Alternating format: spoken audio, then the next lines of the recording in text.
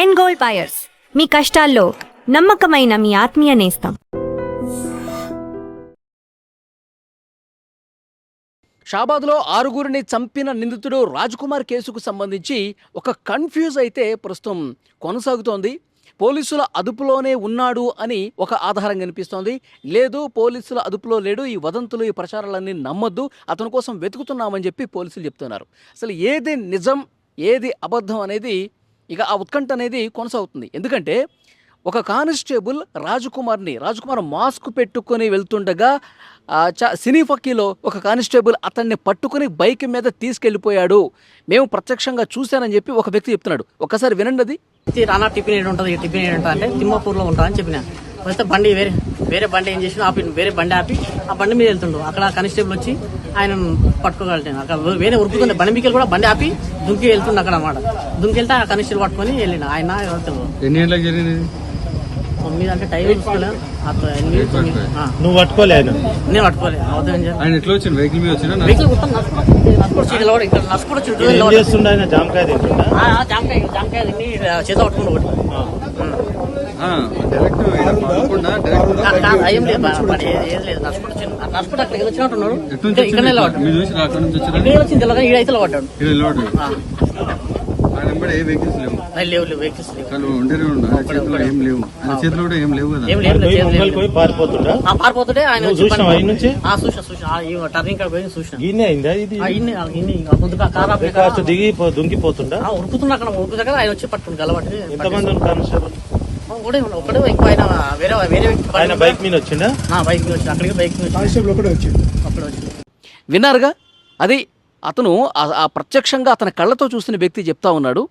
అతను ఆ పంట పొలాల్లో నుంచి అట్లా రోడ్డు మీదకి రావటం, ఒక వ్యక్తిని టిఫిన్ ఎక్కడ ఉంది అని చెప్పి అడగటం, టిఫిన్ తిమ్మాపూర్లో దొరుకుతుంది అని అతను చెప్పిన వెంటనే అతను అటువైపుగా ఒక వ్యక్తి బైక్ మీద వస్తుంటే అతన్ని లిఫ్ట్ అడిగి ఎక్కి ముందుకు పోతుంటే అటు ఎదురుగా వచ్చిన కానిస్టేబుల్ వీడిని ఈ మాస్క్ పెట్టుకున్న వ్యక్తి అనుమానించి ఇతను రాజ్కుమారే అని చెప్పి భావించి అతన్ని గట్టిగా పట్టుకుని వేరే ఇంక 2 వ్యక్తుల సాయంతో బైక్ మీద తీసుకెళ్ళాడు అన్నది ఆ వ్యక్తి చెప్తున్నటువంటి మాట. అంటే దీన్ని బట్టి క్లియర్గా తెలుస్తోంది రాజ్కుమార్ పోలీసుల అదుపులో ఉన్నాడు అన్నది ఆ ఊరతను చూసినతను క్లియర్గా చెప్తా ఉన్నాడు. సో ఇదే విషయానికి సంబంధించి పోలీసులు అడిగితే పోలీసులు ఏమంటున్నారు, అవన్నీ కూడా ఉత్త ప్రచారాలే, ఆ మాస్క్ పెట్టుకున్నటువంటి వ్యక్తి రాజ్కుమార్ కాదు, రాజ్కుమార్ మా అదుపులో లేడు అని చెప్పేసి పోలీసులు చెప్తా ఉన్నారు. పోలీసులు ఇంకా పైపై ఏం చెప్తున్నారు, 12 బృందాలు ఏర్పాటు చేశాం, అతను తప్పించుకు తిరుగుతున్నాడు. 12 బృందాలు కూడా ఒక్కొక్క బృందం ఒక్కొక్క వైపు వెళ్ళి గాలిస్తూ ఉన్నాయి. ఇటు శ్రీశైలం కావచ్చు, బెంగళూరు కావచ్చు, ఇటు హైదరాబాదు, ఈ చుట్టుపక్కల ప్రాంతాలు, ఇతర రాష్ట్రాలకు ఏమైనా వెళ్ళిపోయాడా, అన్ని రైల్వే స్టేషన్లు, బస్ స్టేషన్లు, ఈ సీసీ కెమెరా ఫుటేజ్లు అన్నీ కూడా వెతుకుతూ ఉన్నాం. ఇంతవరకు అతనికి సంబంధించినటువంటి జాడ మాకు తెలియలేదు, కానీ సీరియస్గా మేము ఆ ఇన్వెస్టిగేషన్ అనేది కొనసాగుతుందని చెప్పి ఒకవైపు పోలీసులు చెప్తూ ఉన్నారు. కానీ ఇంతకుముందు ఇప్పుడు నేను చెప్పినట్టు ప్రత్యక్షంగా ఆ ఊళ్ళో చూసిన వ్యక్తి ఏమో మాస్క్ పెట్టుకున్న వ్యక్తిని బలవంతంగా ఆ కానిస్టేబుల్ కూడా తీసుకెళ్ళిపోయాడని కూడా ఇతను చెప్తా ఉన్నాడు. సో ఈ కన్ఫ్యూజన్ అనేది రాష్ట్ర వ్యాప్తంగా కనిపిస్తోంది. ప్రజలందరూ కూడా ఈ కేసుకు సంబంధించి అతను దొరుకుతున్నాడా లేదా ఇది ప్రజలందరూ కూడా చూస్తూ ఉన్నారు. ఎందుకంటే అత్యంత దారుణంగా దుర్మార్గంగా పొడిచి చంపినటువంటి ఈ ఉన్మాది బతకటానికి వీల్లేదు.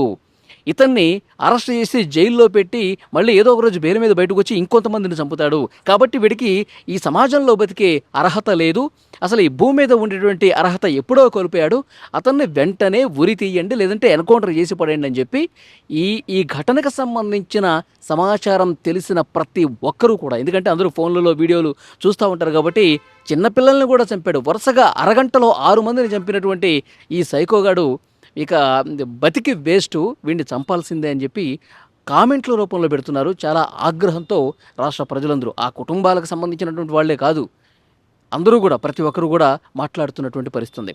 అసలు వీడు ఏ విధంగా తప్పించుకున్నాడు, అసలు ఏం జరిగింది 6 హత్యల తర్వాత అన్నది ఒక్కసారి మీకు చెప్పే ప్రయత్నం చేస్తా.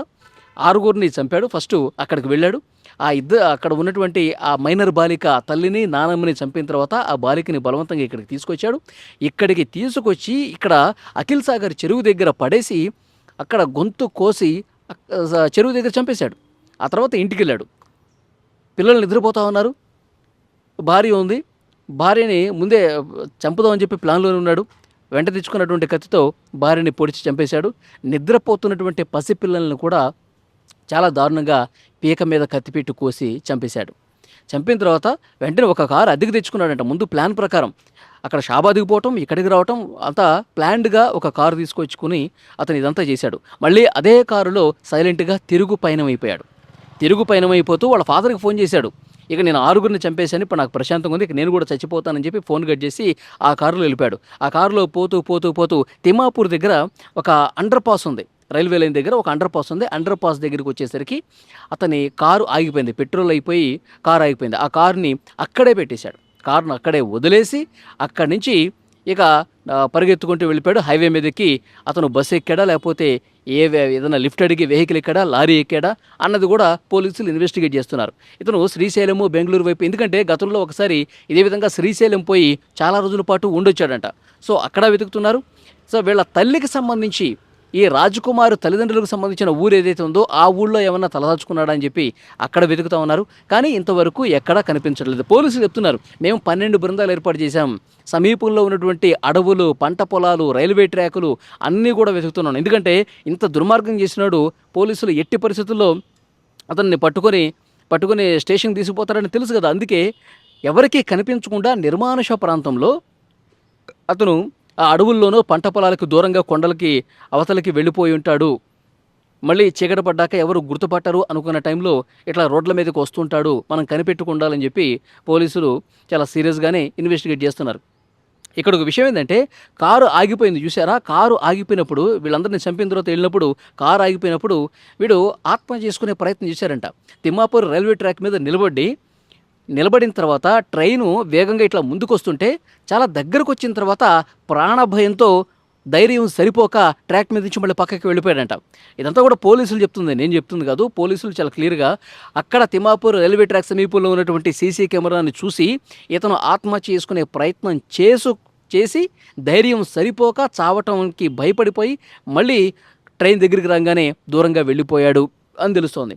ఆ తర్వాత రకరకాల ప్లేసుల్లో తిరుగుతున్నాడు. ఇంతకుముందు నేను చెప్పాను చూసారా, మొదటగా ఒక ప్రత్యక్ష సాక్షి చూశాడు అని. అక్కడ ఆదివారం రోజు ఉదయం పూట అది కనిపించింది, ఒక కానిస్టేబుల్ పట్టుకున్నాడని అతను చెప్తున్నారు.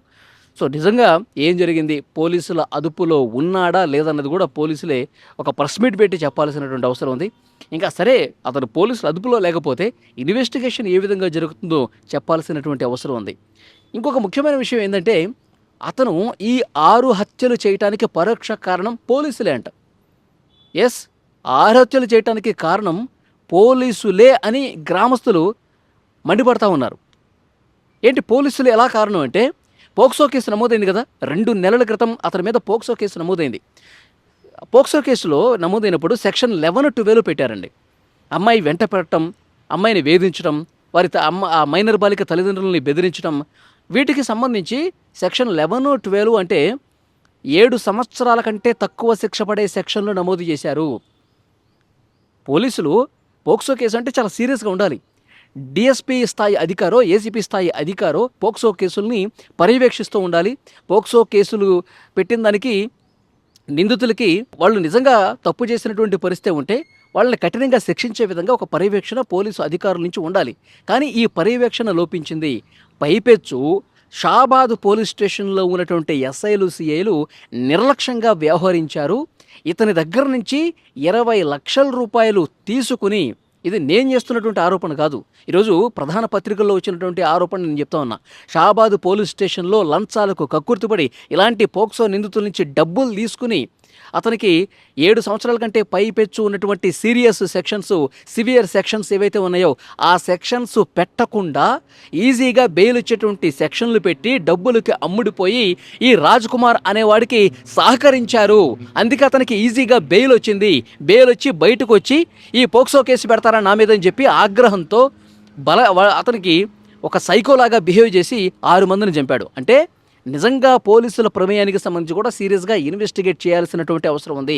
నిజంగా షాబాద్ పోలీస్ స్టేషన్లో అలాంటి లంచాలకు కక్కుర్తపడేటువంటి పోలీసు ఆఫీసర్లు ఉన్నారా లేదన్నది కూడా దీని మీద కూడా ఒక ఇన్వెస్టిగేషన్ చేయాల్సినటువంటి అవసరం ఉంది. నిజంగా పోలీసులు సహకరిస్తే పరోక్షంగా ఈ హత్యలకి పోలీసులు కారణం కాదా అని నేను చెప్పటం లేదు, అక్కడ ఉన్నటువంటి గ్రామస్తులే డిమాండ్ చేస్తున్నటువంటి పరిస్థితి ఉంది.